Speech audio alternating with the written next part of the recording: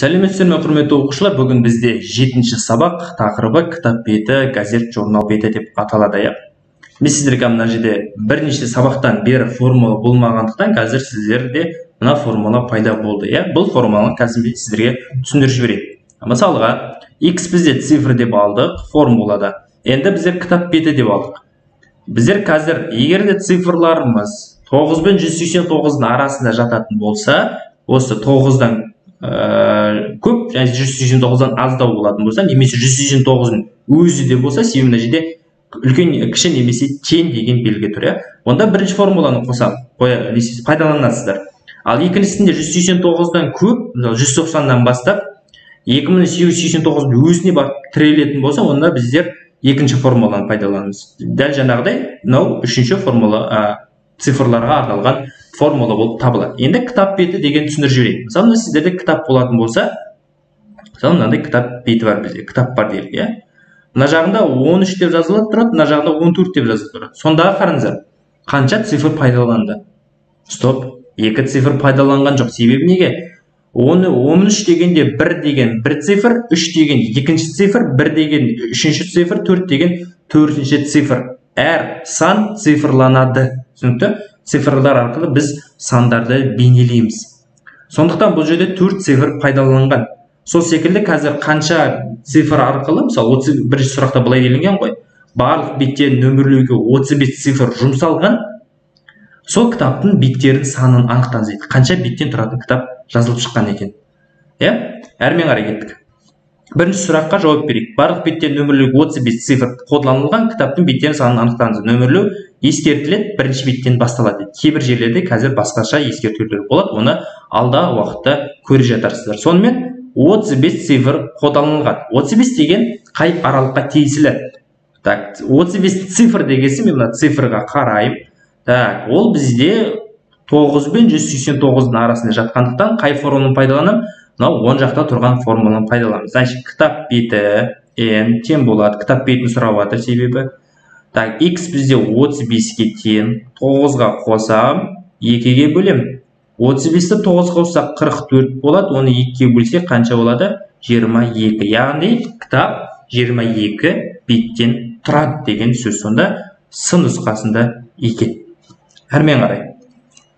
Кітап беттерін нөмірлеуге 71 цифр қолданылды. Бұл же цифрды айтып қойған. Ойлану керексіз, менде цифр бар. Егер кітапты үшінші бетінен бастап нөмірлесек, кітапта неше бет бар дейді. Міне, екінші қараңыздар. Мына алдыңғы формула сәл өзгеріп кетті. Бірінші формула қарасаңдар, x плюс 9 плюс 2. Не үшін? Себебі кітап үшінші беттен басталып тұр. Үшінші беттен басталса, арғы қалып біткен бірінші және екінші беттерді қосып алу керек біз. Олар неше цифр? 2 цифр, сондықтан мен 2-ні қосып алам. Ол кез келген формулаға, мына бірінші формулаға да, екінші формулаға да, үшінші формулаға да өтетін формула. 2-ні қосып отырасыздар. Сонымен кітап бетін нөмірлеуге 71 цифр. 71 ол бірінші формулаға сәйкес келіп тұр. Себебі 71 9 пен 189-ның арасында жатқан цифр. Есептік формуланы қалай есімде сақтаймын десеңіздер, есепті көбірек шығара берсеңіздер, бұл сіздерде автомат түрде есте қалады. Немесе жаттаңыздар.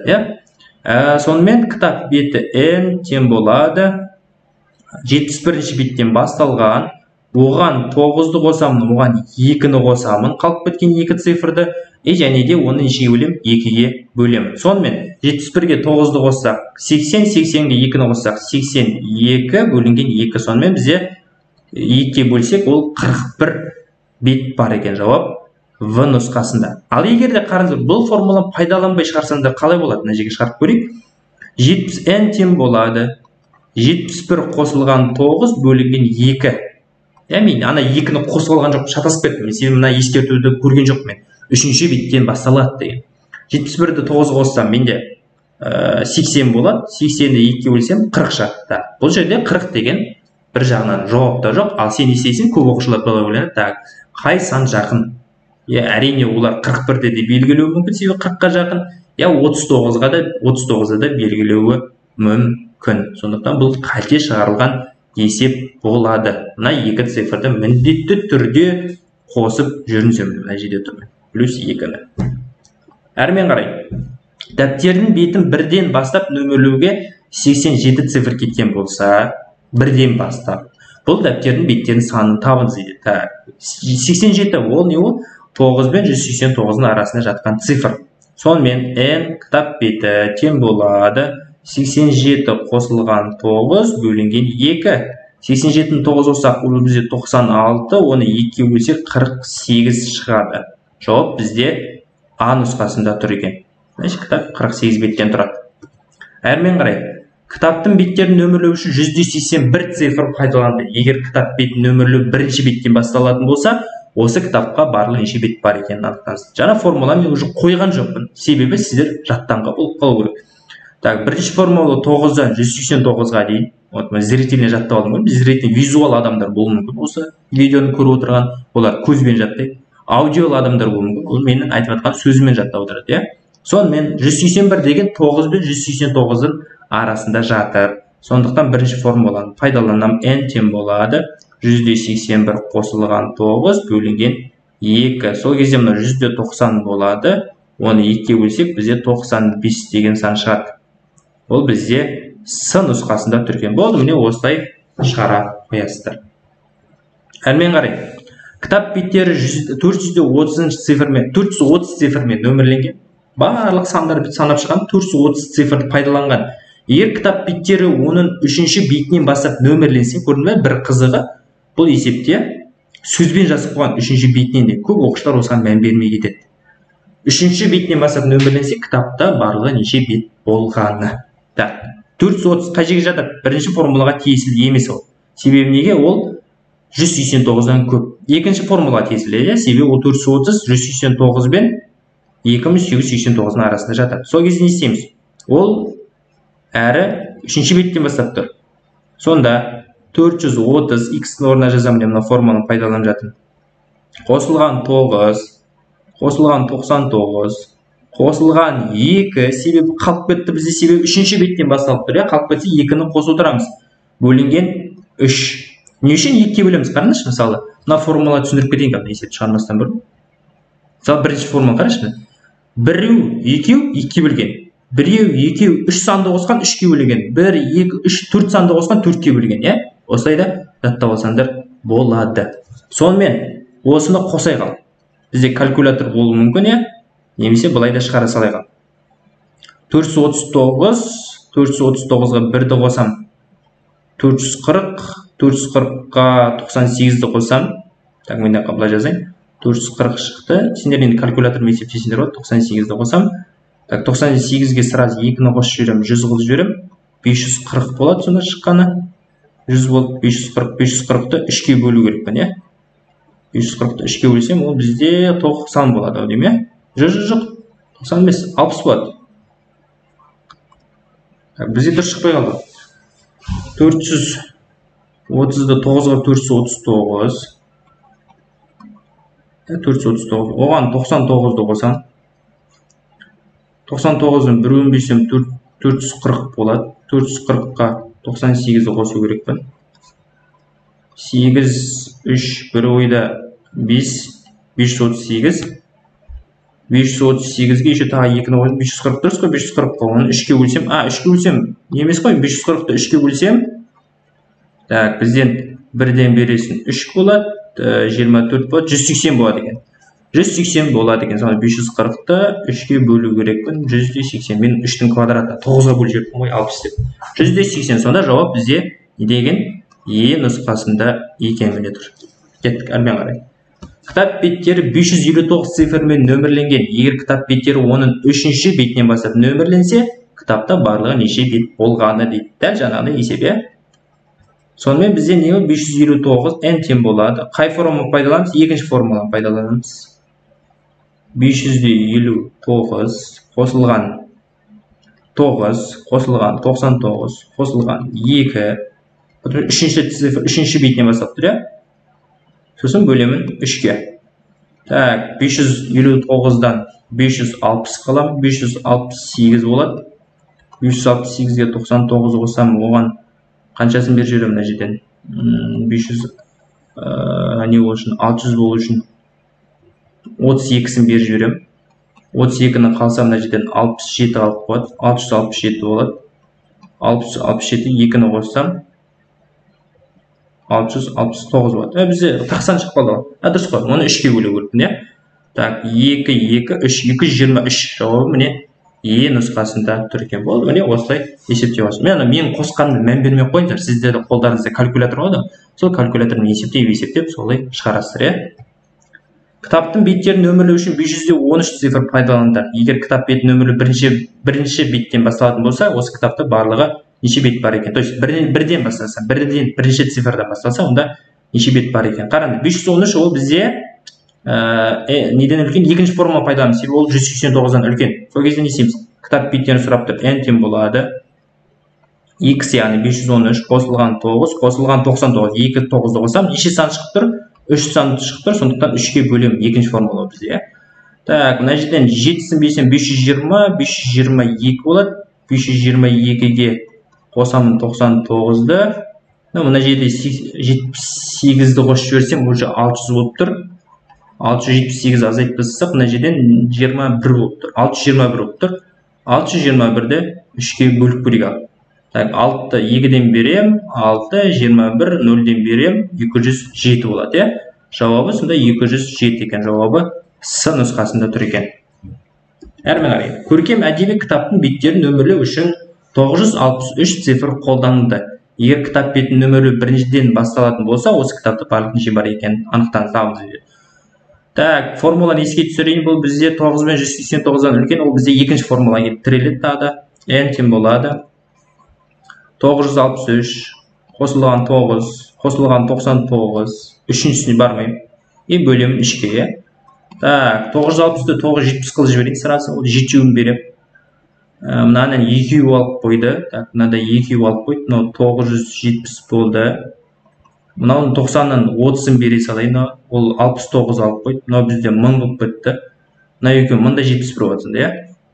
Мында 71. Мында 71-ді 3-ке бөлу керекпін. 3-ке бөлсем 3-тен берем. 10-нан қайтарым 9 болады. 17 болады. 5-тен берем. 15 болады. 21. 357. Жауабы 357. Жауабы В нұсқасында тұр екен. Асықпай, менімен бірге шығарып отырыңыздар болмаса. Ал кет, енді сәл өзгеше, мана біз цифр арқылы кітапты тауып отырсақ, кітаптың беттері. Енді кітаптың беті арқылы қанша цифр пайдаланғанын табамыз, иә? Жаңа формула кереғар формула. Оқулықтағы 150 есепті бірден бастап нөмірленгенде пайдаланған барлық цифрлы сан неше? Мысалы, қара, апай алады да, мысалы, бақылау жазылған кезде 1-ші, 2-ші, 3-ші, 4-ші, 5-ші, 6-ші, 7, 8, 9, 10, 11-ші, 12-ші, 13 деп жазып кетеді, 150 есеп береді. Енді қараңыздар, мынадан бастап мынаға дейін 9 цифр екені көрініп тұрады. Ары қарай есеп, мынау 10-ші цифр болады, мынау 0 11-ші цифр болады, мынау 1 12-ші, мынау 13-ші деген секілді 3 цифрлы пайдаланған. Енді 150 цифр пайдаланған бит бар екен, сонда қанша цифр кеткенін табайық. Қараңдар. 150 деген сан қандай таңбалы сан? 3 таңбалы сан. Ол себебі 100-діктен, 10-дықтан, 1-діктен тұрады. Сондықтан 3 таңбалы сан. 3 таңбалы сан болатын болса, мен екінші формуланы қолданам. Так, x-ті табам. X бізде не ол? Цифр. 3-ті көбейтемін 150-ге. Мана 9-ларды қоссақ, енді 9-ларды, сол 9-ларды азайтамыз. Мана 3-ке бөлсек, енді 3-ке көбейтіп жатыр. 450 болады. 450-ден 9 азайтам, сосын 99 азайтам. Так, ол бізде сразу жерге есептей салайық. 441 болады. 441-ден 99 азайтам. Так, ол кезде азайтқанда не болады? Мына жерде 2 болады, 4 болады, 342 болады, иә? Мына жауабы 342 цифр пайдаланған екен, иә? Әр кезде биттерден саннан гөрі цифрлар көбірек пайдаланды себебі. Қарап 150 деген цифрды санды жазу үшін қандай 3 цифрды қолданып тастаған екен, иә? Әрмен Арман бірден 1000-ды қоса алғандағы натурал сандарды жазып шықты. Ерінбейді екен Арман. Ол қанша осындай жерлерде Арман көбірек жүреді. Ол қанша цифр пайдаланды. Жалпы Арман математиканың құрбаны екен. Ол қанша цифр пайдаланды. Көрейік. Так, бізде 1000 деген қандай сан? 4 таңбалы сан. 1000-дықтан, 100-діктен, 10-дықтан, 1-діктен тұрады. Сондықтан 4 таңбалы 3-ші формуланы пайдаланамын. X-тен болады 4 көбейтілген 1000, азайту 9, азайту 99, азайту 999. Формула өте оңай. Так, мынау бізде көбейтсек 4000 болады. 9 азайтамын, 99 азайтамын. И 999 азайтамын. Кем болады? Так, азайтып көрейік. 3991 болады. 9 азайтсақ, 99 азайту керекпін. Так, 2 неше 9 8 3892 болады. 99 азайтқаннан кейін. Так, одан 999 азайту, 999 азайту керек. 3 9 8 2 2893 цифр пайдаланған екен Арман деген жауабы С нұсқасында. Әрмен қарай. Кітапта мұнда 108 бет бар. Барлық беттер белгілеп шығу үшін неше цифр қолданды? Ойлап көрейікші. Мұн 108 қандай таңбалсан? Ол 4 таңбалсан. Біреу мұндағы жүздегі, ондығы, бірлігі бар екен, иә? X тең болады. Осы неше көбейту керекпін? 4-ке көбейту керекпін. Себебі 4 таңбалы. Азайтамын 9-дан, азайтамын 99-дан, азайтамын 999-дан, иә? Осыны шығару керекпін енді. Бұл шығарсақ 4432 болады. 9 азайту керекпін, 99 азайту керекпін, 999 азайту керекпін. Немесе мынан үшеуін бірге қосып алып, сразу азайта салсам болады. Мысалы 999 99 қосып, 9 қосып, сөйтіп 4432-ні бір азайтсаңыздар да болады, иә? Қалай ыңғайлы. 4432 азайтсамыз 9-дан 4423 болады. Одан азайту керекпін 99-да, ойбек кешіріңіздер, 99 азайту керекпін. Так, 4 2 3 4 азайту керекпін 999-да. 5 2 3 3325. 3325 тілім шатасып кетті ғой есептеймін деп. Д жауабында тұр екен. 3325. Тіл шатасып жатыр. Кеттік. Кітаптың алғашқы беті 3 цифрмен нөмірленген. Оның 241 беті неше цифрмен нөмірленген. Енді мана секілді ғой. Мана есептерде бірінші бетінен басталып кетеді. Кейбір есептерде 3-ші бетінен басталса деген секілді. Дәл сол есеп. Мана 2-ні қоссаңдар, бұда 2-ні азайтамыз. Не сұрапты бізде? Неше цифрмен нөмірленген. Сондықтан мен бет бар менде, иә? Неше бет бар? 241 бет. Ол неше таңбалы? 2 таңбалы, иә? 3 таңбалы, иә? Ісімен сөзім сәйкес келмей жатыр. Кешіріп қойыңыздар. X тең болады 3 көбейтілген 241, азайту 9, азайту 99, азайту неше? Мана қалып кеткен 2 санды да азайтамын деген сөз, иә? Мынаны көбейтсек неше болады? 7 2 3 723 болады. 9 азайтамын, 99 азайтамын, 2-ні азайтамын. Көрейік. 714 болады. 9 азайтсақ 99 азайту керекпін. 5 1 615 и 2-ні азайту. 613 болады, иә? 613 цифр қолданылған екен. Сонда бізде жауабы шығып тұр С нұсқасында екен. Әрмен қарай. Есептер өте көп, практика көбірек жасау керекпіз. Кітаптың алғашқы беті 3 цифрмен нөмірленген, оның 110 беті неше цифрмен нөмірленген дейді. Көрейік. 3 цифрмен бастапты, 110 деген бізде 3 таңбалы сан, X тең болады, цифр тең болады, 310 көбейтілген 3, азайту 9, азайту 99, азайту 2. Себебі ол бізде 3 таңбалы сан, 110 деген. 330 болады, 330-дан 21-ді нені 9 азайтсақ 321 болады, одан 99 азайтамыз. 2, 2, 2. Азайтамыз 2-ні 220 болады. Жауабы бізде Е нұсқасында тұр екен. Болды. Кеттік әрмен қарай. Егер уже газет пен журнал кетті. Бұл кітаптан бөлек әңгімелеміз.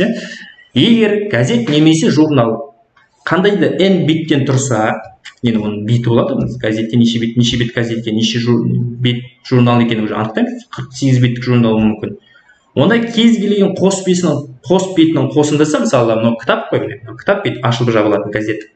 Сол қос бетінің қосындысы n+1 болады дейді. Соны түсіндіріп берді. n+1. Не ол? Формула не деп жатыр бізге? Жолда бір журналды екі бетін тауып алдық. Жолда сен келе жатасың да, жолдан бір журналды тауып аласың, газет тауып аласың. Оң жағында 41 бет, сол жағында 12 бет жазылған журнал неше беттен тұрады. Қараңдар, бізге формула айтады. Қос бетінің қосындысы, қос беті біріншісінде 41 деп тұр, иә?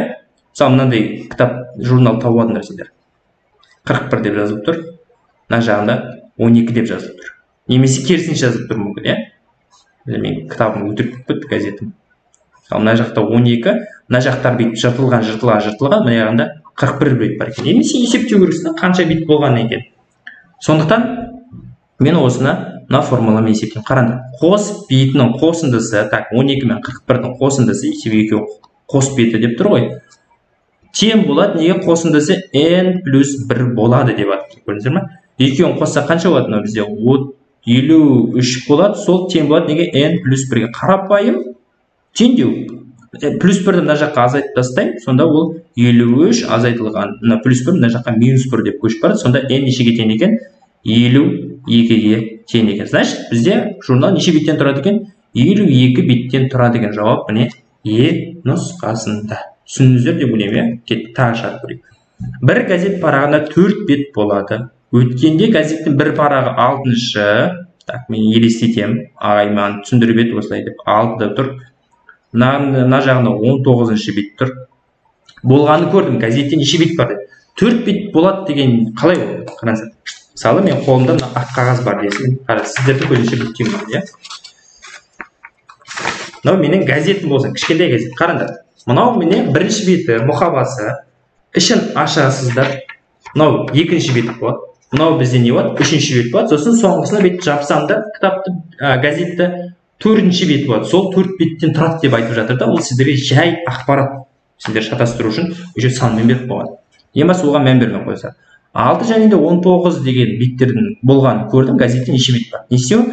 Қос бетінің қосындысы n плюс 1-ге тең болады.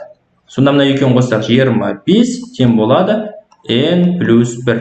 Плюс 1-ді мына жаққа азайтып тастаймын, 25 азайту 1 тең болады n. n бізде 24-ге тең екен. Жауап Е нұсқасында. Кеттік әрмен қарай. Ардақ мектептегі кітапхана қоймасын жинастырып, ескі ұлан газетінің қос бетін тауып алды. Егер қос беттің бір жағында 4, екінші жағында 25 нөмірі тұрса, ұлан газетінің неше беттен тұрғанын анықтаңыз. Бір өзі бізге подсказка беріп қойған, бір жағы 4-тен, бір жағы 25-тен тұрады. Екеуінің қосындысы n плюс 1-ге тең болады. Сол кезде мынау 29 n плюс 1. Осы жерден шатасып кетпеңіздерші, n 30-ға тең. Жоқ, n 30-ға тең емес. N бізде 29-ды мына жақтан әдейі жазып жатыр, бірден азайтамын деп, сол 28-ге тең болады. Жауабы Е нұсқасында. Мынандай есептер барлық Е нұсқасы деп, ұбытуда келсе Е нұсқасы деп белгілеп жүрмеңіздер. Ықтималды өте аз. Фариза кітапты ашқанда 10 және сол жақ беттегі екі беттің нөмірленген сандарының қосындысы 23-тен үлкен, 27-ден кіші екен, сан екен байқады. Ал олардың көбейтіндісі неге тең, нешеге тең? Какой-то бір кітап тауып алады, фаризада ерінбейді екен. Мына қараңдар, фаризалар болса біздерге плюс қой жөндір. Мындамыз деп комментарий жазыңдар, лайк басыңдар, каналға тіркеліңдер. Мына жағында қандай да бір сан береді, мына жағында да қандай да сан береді. Екеуінің көбейтіндісі, қосындысы 23-тен үлкен, 27-ден кіші екенін байқайды. Олардың көбейтісі нешеге тең дейді. Мысалы, біздер мысалмен де шығарып көрсек, теңдеумен де шығарып көрейік. Мысалы, теңдеумен шығарып көрейік. Екеуінің көбейтіндісі x пен y-тің қосының көбейтіндісі 23-тен үлкен, 27-ден кіші дейді. Қалай есептесек болады екен, көрейік қазір. Екеуінің қосындысы 23-тен үлкен, немесе 27-ден кіші дейді. Екеуінің көбейтіндісі тап деп жатыр, бізге. Енді былай есептейміз. Ойлап көрейікші, қандай беттер болуы мүмкін қатар тұрған. Мысалы, 12 мен 13 қатар тұру мүмкін ба? Мысалы, 10 мен 11 тұру мүмкін. Мысалы, мына жағында 10, кітапты мына жағында 11 деп тұру мүмкін. Екеуінің қосындысы 21. Так, бірақ бізге айтты ғой 23-тен үлкен деп. Келесі бетті көрейік. Мына жағында 11 тұрсын, мына жағында 12 тұрсын. Екеуінің қосындысы 23. Бірақ бізде 23-тен үлкен деп жатыр ғой. Тең деп жатқан жоқ па? Жарайды. Мына жағында 12, мына жағында 13 тұрсын. Так, мынау келмеді, мынау келген жоқ. Так, 12 мен 13 келеді. 23-тен үлкен. Қоссақ 25 болады ғой, 27-ден кіші. Осыларды көрейік ал. Екеуін таптық, ал көрейік тағы да асып кетпей ме екен? 13, мына жағында 14. Екеуін қосындысы не болып кетеді? 27, ал бізде 27-ден кіші деп тұр. Сондықтан бұл келмейді. Значит, біздер тауып алдық немен екен? Қандай сандар екен? 12 мен 13. Енді осылардың тек қана көбейтіндісін таба салсақ жеткілікті. Енді бұны көбейтуді былай есептеңіздер болады. Оны 2-ге көбейтесіздер, оны 6-ға көбейтесіз. Сіздер 12 деген 6 мен 2-ні көбейтіндісі ғой. 26 көбейту 6, 6, 3 ойда 126, 156 деген жауап болады екен жауабы Е нұсқасында. Мынаны қалай таптым білесіздер ме? Қайталап шығыңыздар, видеоны артқа қойыңыздар. Бекзат кітапты ашқанда оң және сол жақ беттегі 2 беттің нөмірленген сандарының қосындысы 31-ден үлкен, 35-тен кіші екен санды байқады. Ал олардың көбейтісі нешеге тең? Так.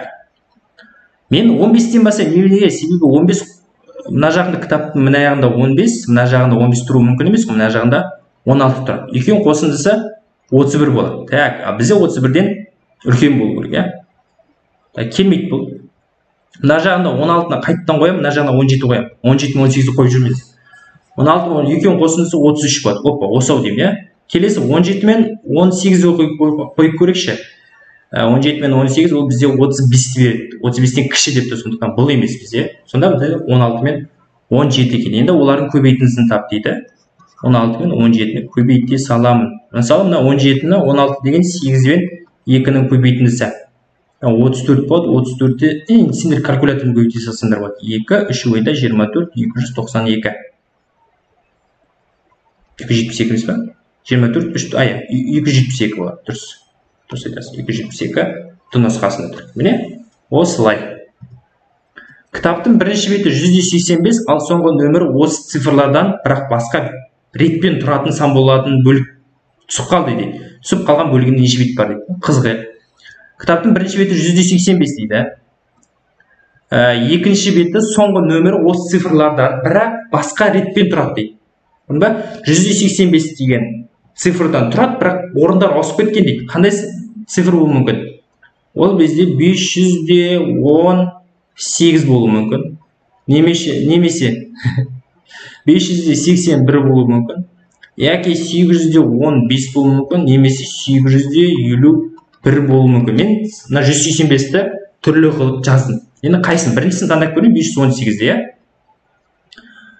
түсіп қалған бөлігінде неше бит бар дейді, Ал түсіп қалған бөлігін қалай есептейміз? Барлығы бізде 518 болып тұр делік. Тең болады, ол не ол? 185 азайту. Жерде азайтамыз, тең болады n плюс 1. 333 болады екен, тең болады n плюс 1. Осы жерде n плюс 1-ді біз дұрыс жазбадық ау деп. Себебі мына жерде азайтсақ, 332 шығады, бізде 332 мен 334 шығу керек, сын нұсқасы шығу керек, сын нұсқасы болады. Себебі мына жерден біздер түсіп қалған бөлікті анықтап жатқансы, мына жақтан бізде азайту болу керек.